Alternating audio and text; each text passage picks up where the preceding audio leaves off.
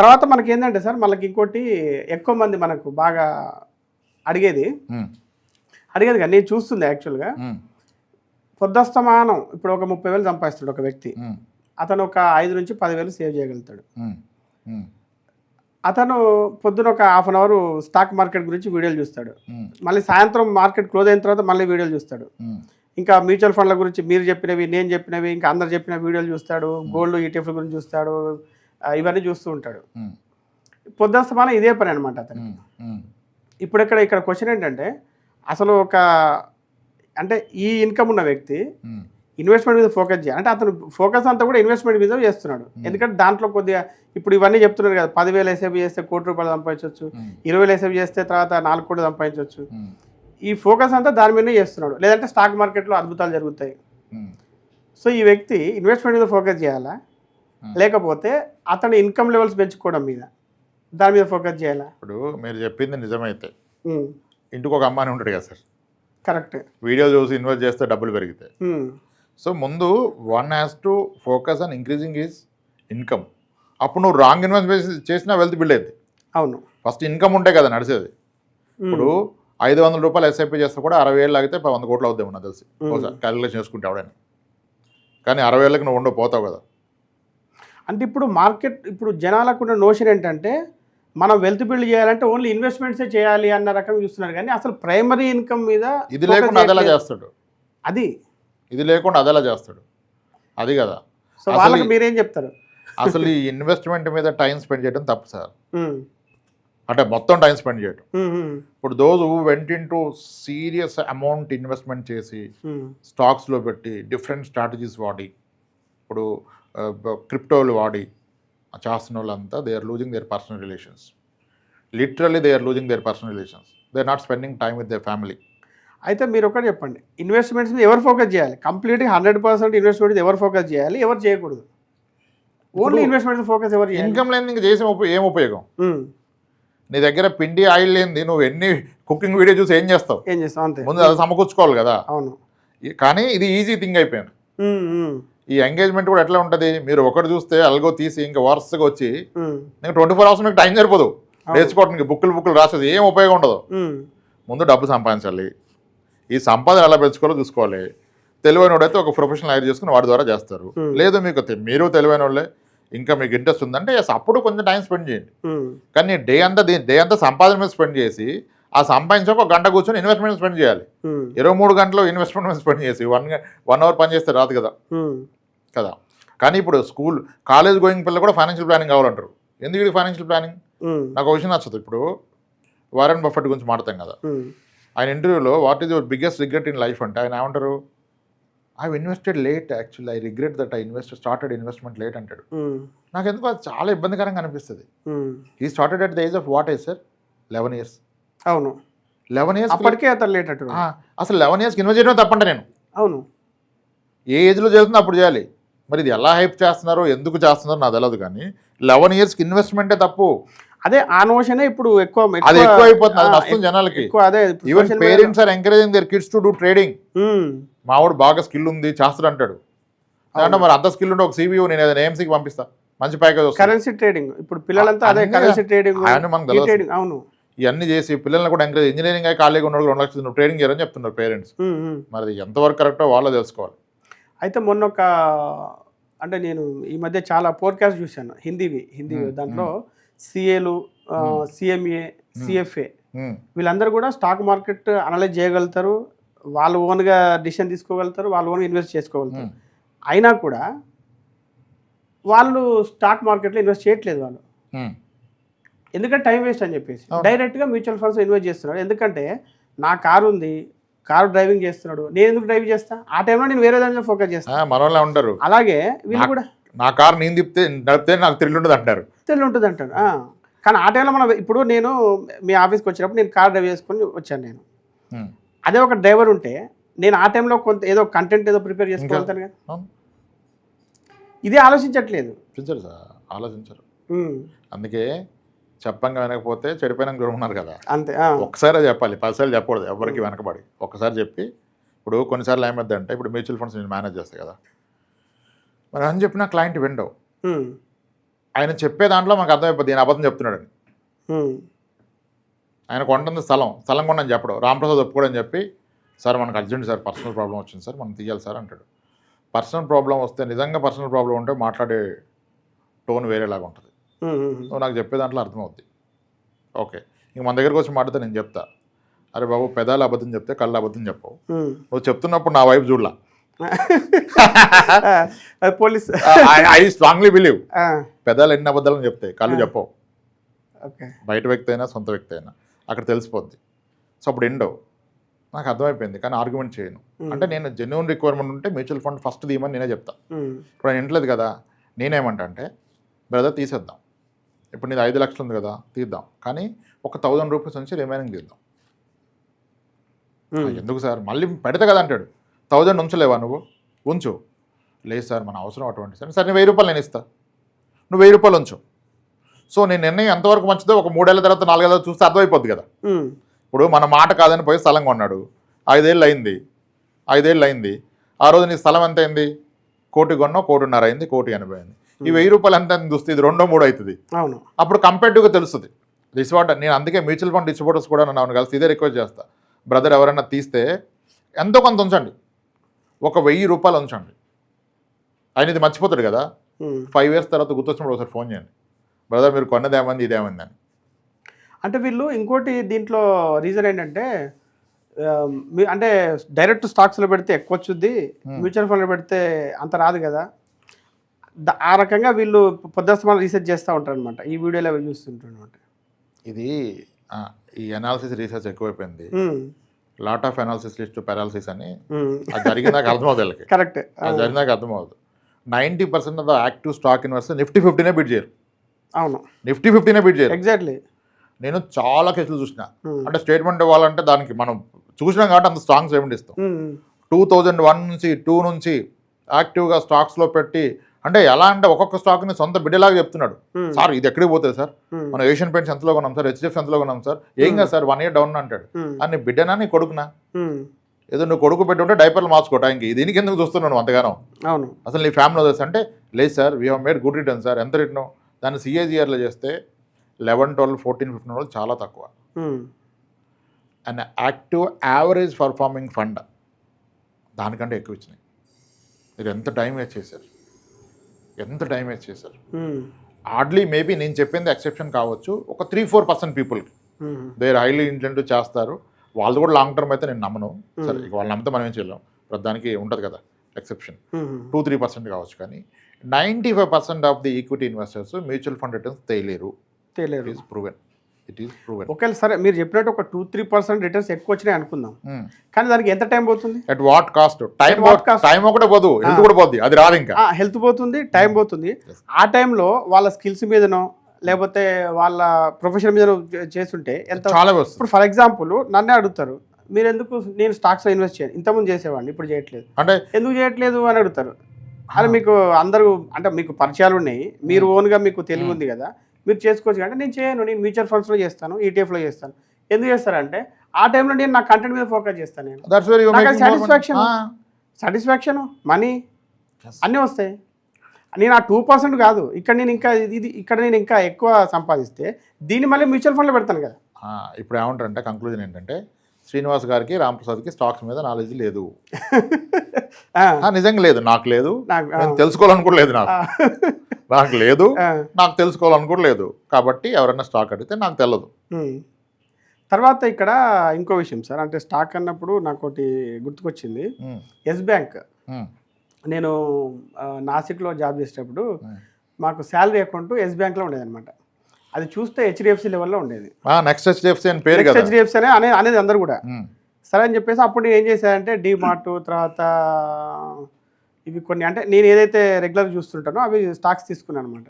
అట్లానే yes bank కూడా తీసుకున్నా. అప్పుడు ఒక 420 రూపీస్ అనుకుంటా, 425 రూపీస్ సంథింగ్ ఉండేది. తర్వాత అది 250 సంథింగ్ ఏదో పడిపోయింది, సగానికి సగం పడిపోయింది. దాన్ని మళ్ళీ తీసేసాను నేను. ఆ తర్వాత చూస్తే ఒకనొక టైంలో అయితే 5 రూపాయలకు 10 రూపాయలకి వచ్చేసింది. ఇప్పుడు నాకు తెలిసి 20 రూపాయలు ఏమన్నట్టుంది. అంటే చూడండి స్టాక్స్ అసలు ఏం జరుగుతుందో ఎలా తెలుస్తుంది? ఎస్ బ్యాంకు చూస్తేనేమో బాగా పనిచేస్తుంది, అన్ని బాగానే ఉన్నాయి, ఫండమెంటల్స్ బాగున్నాయి, అన్నీ బాగున్నాయి, అయినా కూడా పడిపోయింది. అవన్నీ ఫ్యాబ్రికేటెడ్ కదా. You should not go by the data in the media and the annual published data కూడా it is a CI is working for the company, not for the society. Correct. You will try to manipulate. Sometimes గవర్నమెంట్సే manipulate చేస్తాయి. ఇప్పుడు governance బాగుందంటే NPAs తగ్గించాలంటే bankers target ఇస్తాయి. I wanted this quarter NPAs to be low. వీళ్ళు loans reissue చేసి ఏదో struggle అవుతారు. ఈ వ్యవస్థ అట్లా ఉంది. సో ఇప్పుడు ఎస్ బ్యాంక్ని, నెక్స్ట్ హెచ్డిఎఫ్సి అని one of my client IT employee only Yes బ్యాంక్లో ఎస్ఐపి చేసిండు మంత్లీ. అబ్బా, బ్లాస్ట్ అయిపోయాను. నేను చెప్పిన sir that is not right అని.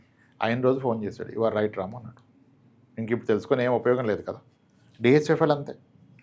డిహెచ్ఎఫ్ఎల్లో నాకు మంచి ఎక్స్పీరియన్స్ ఉంది. వన్ ఆఫ్ మై క్లయింట్ అక్కడ ఎంప్లాయ్, లేదు సార్ రివైవ్ అయిపోతుంది మాది అది అన్నాడు. నేను చెప్పా సార్ ఈ ట్రాప్లో నేను లాంగ్ బ్యాక్ ట్యూలిప్ టెలికామ్ అనే దాంట్లో చేశా, మేము కూడా ఇదే ట్రాప్లో ఉండేది. సిడిఆర్ వస్తుందంటే జీతాలు రానప్పుడు పర్సనల్ తీసుకొని స్టాక్లో పెట్టాం సార్. 6 లక్షలు పెట్టి 14,000 తీసుకున్నా.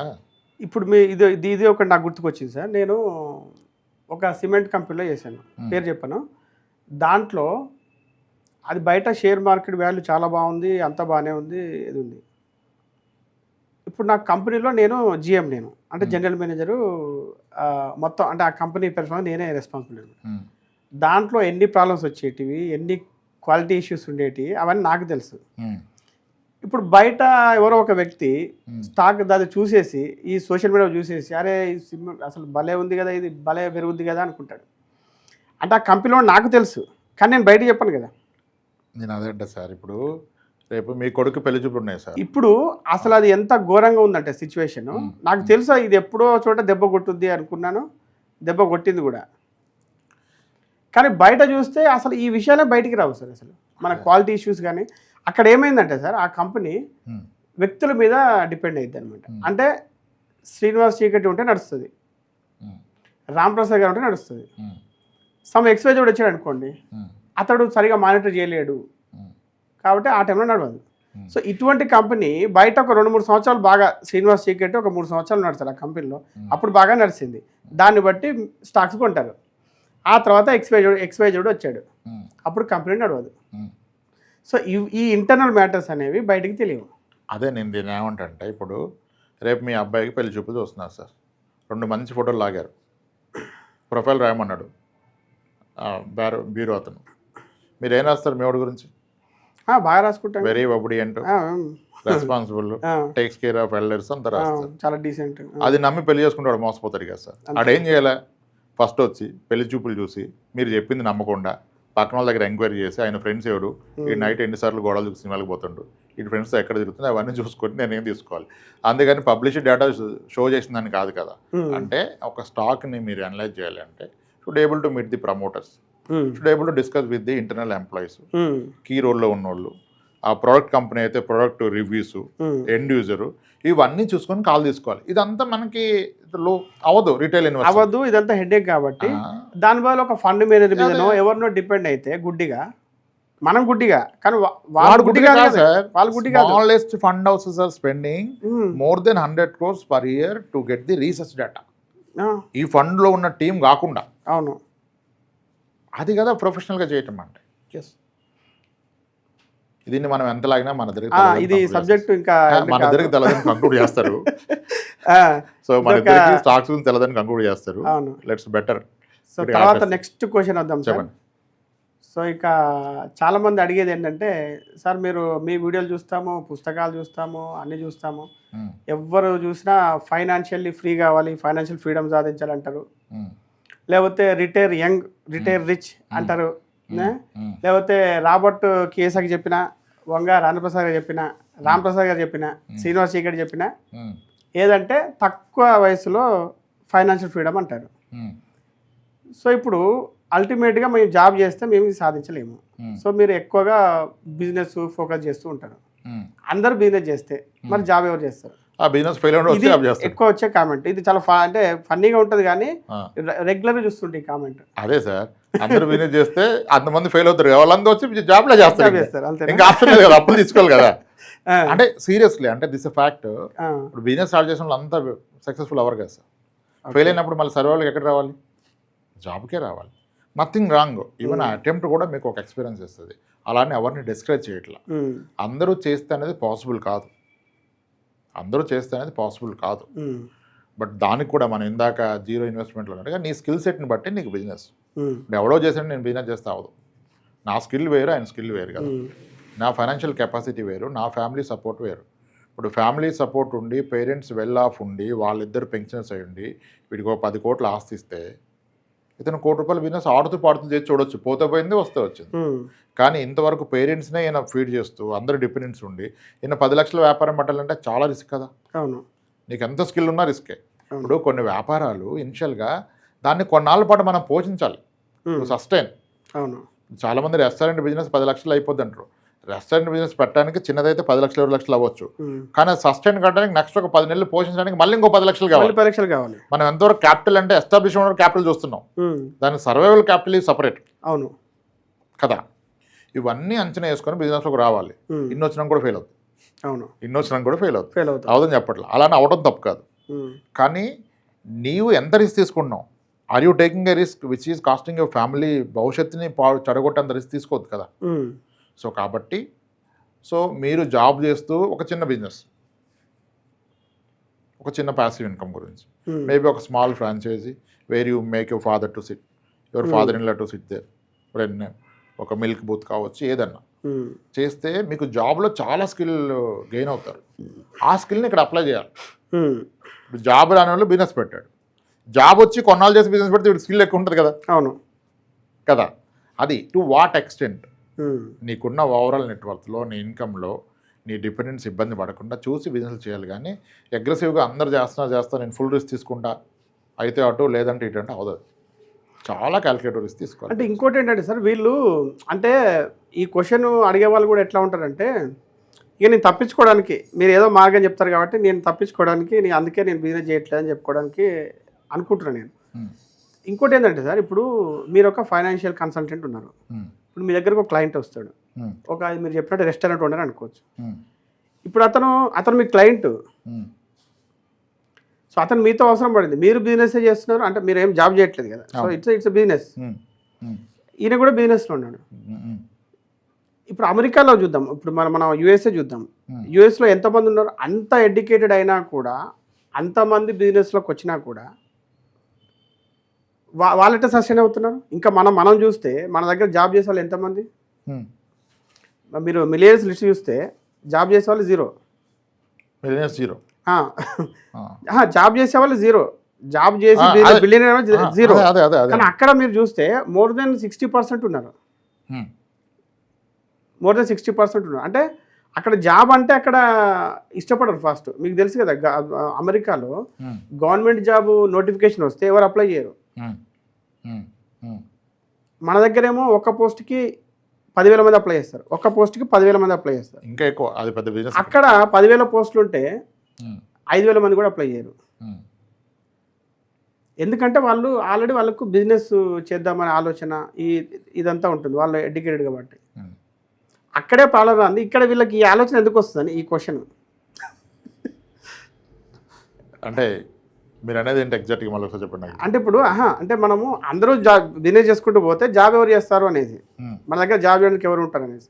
ఇప్పుడు ఇప్పుడు కన్సల్టింగ్ బిజినెస్లో ఉన్నాయి సార్. ఇప్పుడు మన కెమెరా కావచ్చు, ఇది కావచ్చు, వీళ్ళేం జాబ్ చేయట్లేదు కదా. సపోజ్ మనం బిజినెస్ చేస్తుంటే వాళ్ళు ఇప్పుడు మనం అక్కడ కెమెరామెన్ పెట్టుకోవచ్చు, లేకపోతే ఇదంతా పెట్టుకోవచ్చు. సో మనం ఒక ఏజెన్సీకి అప్పచెప్పాం, so they are doing the business. అంతే. ఇప్పుడు ఒక వ్యవస్థలో 20 మంది సపోర్ట్ ఉంటే 20 మందిలో ఎవరు జాబ్ చేయని బిజినెస్లు కూడా ఈరోజు. ఇప్పుడు many people are running their studio without having an employee. Everything is outsourced. That means everyone is a business man. అంతే. సో ఈ లాజిక్ అర్థం చేసుకోలేకపోతున్నారు. సింపుల్ క్వశ్చన్, అందరూ బిజినెస్ చేస్తే జాబ్ చేసేవారు కాబట్టి నేను జాబ్ చేస్తున్నా. అంతే, నువ్వు అదే చేస్తావు చేస్తున్నా అన్నారు. సో ఇప్పుడు అంటే నా రిప్లై ఎలా ఉంటుంది అంటే, ఒక్కోసారి ఇంకా నాకు ఇవన్నీ చూసిన తర్వాత మీరు చేస్తారు కదా ఎట్లాగో అని, అంతే కదా, ఇలా ఉంటుంది అనమాట. అట్లానే జాబ్ చేయడం కూడా తప్పు కాదు సార్. జాబ్లో కూడా చాలా ఎక్కువ ఇన్కమ్. ఇప్పుడు I have witnessed, but I'm not suppose to disclose కదా. అదే పర్సనల్ ఫైనాన్స్ మనం చేసినప్పుడు వీఆర్ నాట్ సపోజ్ డిస్క్లోజ్. అవును. ఇప్పుడు టాప్ మోస్ట్ కంపెనీస్లో కంపెనీ షేర్స్ ద్వారా చాలా ఎంగేజ్లో 20 crore. అంటే అది ఇప్పుడు అంటే ఇక్కడ అదొకటి మీరు ఒకటి చెప్పారు కరెక్టే. కొన్ని జాబ్స్ ఎట్లా ఉంటాయంటే అవి ఆల్రెడీ ప్రొఫెషనల్ జాబ్స్ ఉంటాయి. అవును. ఇప్పుడు నేను ఒక కంపెనీకి జీఎం అనుకోండి, నేను ఆ కంపెనీ యొక్క బ్యాలెన్స్ షీట్కి రెస్పాన్సిబుల్ పర్సన్ నేను, అంటే next to the owner. So it's like business only. అదే ఆ పొజిషన్కి వెళ్తే అది కూడా ఓకే. ఇప్పుడు ఐఏఎస్ ఐపీఎస్ ఉన్నారు, వీళ్ళందరూ కూడా సివిల్ సర్వెంట్స్. వాళ్ళకు ఒక ప్యాషన్తో వాళ్ళు పనిచేస్తారు, వాళ్ళే శాలరీ కోసం పనిచేయరు. ఇప్పుడు సివిల్ సర్వీస్ ఎవరైనా కూడా నిజంగా నాకు శాలరీ ఎక్కువ వస్తుంది, దాంట్లో నేను గెజిటెడ్ ఆఫీసర్ అవుతాను అని పోయిన వాడు ఎవరు సక్సెస్ కాడు. మీరు చూసారా లేదు? సివిల్స్లో టాపర్స్ అందరూ కూడా ఒక ప్యాషన్తో పోయిన వాడు సక్సెస్ అవుతాడు. సరే తర్వాత వాళ్ళు ఎట్లా చేంజ్ అవుతారనే తర్వాత విషయము. కానీ ఇనిషియల్గా పోయే వాళ్ళందరూ కూడా ప్రతి ఒక్కరు ప్యాషన్తో పోయిన వాడే సక్సెస్ అవుతాడు. ఈవెన్ ఇంటర్వ్యూ ఫేస్ చేసిన, ఎగ్జామ్స్ రాసినా కూడా. అంతే కదా? True, you are right sir. So ఇవి ఈరోజు పైసల ముచ్చట్లు రచయిత రామ్ ప్రసాద్ గారితో చేసిన పైసల ముచ్చట్లు. మీకు ఇటువంటి క్వాలిటీ కంటెంట్ ఉన్న మరిన్ని వీడియోలు రావాలంటే ఆర్పీ వెల్త్ ఛానల్ను సబ్స్క్రైబ్ చేసుకోండి.